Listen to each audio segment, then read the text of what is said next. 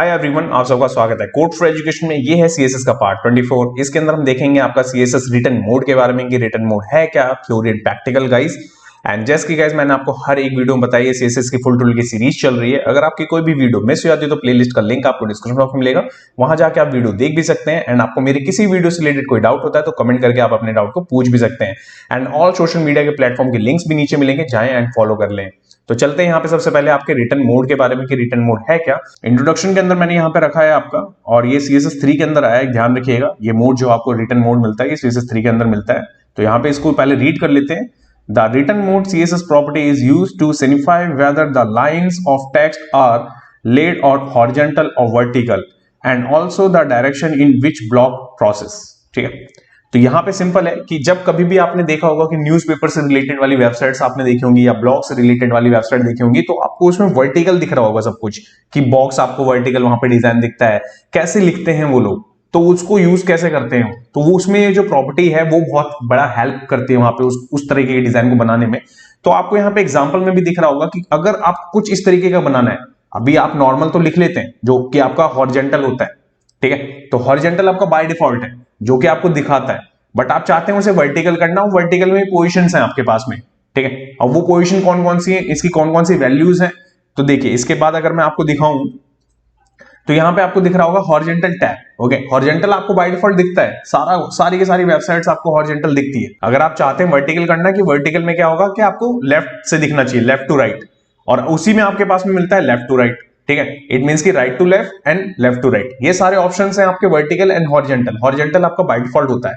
तो इस मोड का यूज करने का जो पर्पस होता है, वो वेबसाइट के अंदर आपका जो एक नॉर्मल वे है, जैसे अभी आप जो मेरी स्क्रीन देख रही है हॉरिजॉन्टल है, अगर आप चाहते हैं इसको रोटेट करना, इट मींस कि वर्टिकल दिखाना, तो वो कैसे पॉसिबल है? वो पॉसिबल है इस प्रॉपर्टी के साथ में।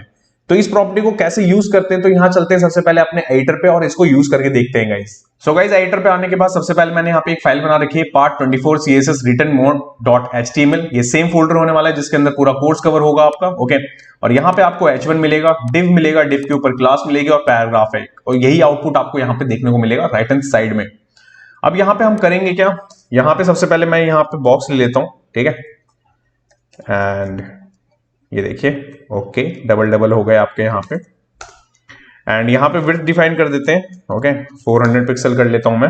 बॉर्डर ले लेते हैं हम 1 पिक्सल की, ठीक है। सॉलिड लेते हैं, ब्लैक लेते हैं, सेव कर देते हैं। अगर मैं इतनी चीज कर दूं तो सेव करने के बाद में बॉक्स बन गया आपका, ठीक है। अब इस बॉक्स को हमें, ये हॉरिजॉन्टल है बाय डिफॉल्ट, ठीक है। अगर आप ये देखेंगे ना कि अगर मैं आप ये कहेंगे कि नहीं हॉरिजॉन्टल यूज कर लेंगे तो क्या होगा, कुछ इंपैक्ट नहीं होगा। आप सिंपली हॉरिजॉन्टल टैब लिख देंगे, करूंगा मैं सेव, कुछ इंपैक्ट नहीं होगा। बट जैसे ही आप यहां पे लिखेंगे आपका वर्टिकल, ओके, यहां पे वर्टिकल LR लिख रहा हूं मैं, लेफ्ट टू राइट, करूंगा मैं सेव। एंड सेव करने के बाद आप देखेंगे तो देखिए आपका पूरा का पूरा टेक्स्ट कैसे आपको विजिबल हो रहा है, ठीक है। स्टार्ट यहां से हुआ ये, ठीक है, स्टार्ट होते होते होते होते एंड यहां पे हो रहा है ये, ओके, आप देख पा रहे। अब इसको आप यहां पे चेंज भी कर सकते हैं। अगर आप यहां पे लिख दें RL और कर दें सेव, तो सेव करने के बाद में आप देखिए स्टार्ट आपका पैराग्राफ यहां से होगा, ठीक है, और फिर उसके बाद में एंड यहां पे होगा।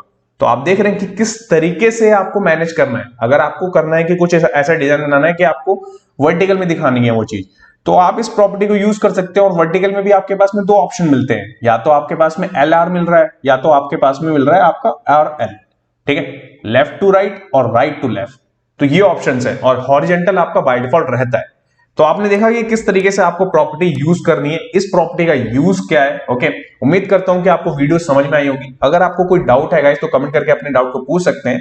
नेक्स्ट वीडियो में हम क्या पढ़ने वाले हैं वो भी एक बार देख लेते हैं। सो गाइस, नेक्स्ट वाले पार्ट में हम देखेंगे आपका CSS कॉलम काउंट के बारे में, कि इस प्रॉपर्टी को यूज करके आप कॉलम को कैसे काउंट कर सकते हैं, theory and practical guys. Thanks for watching this video. जब तक till then bye bye guys.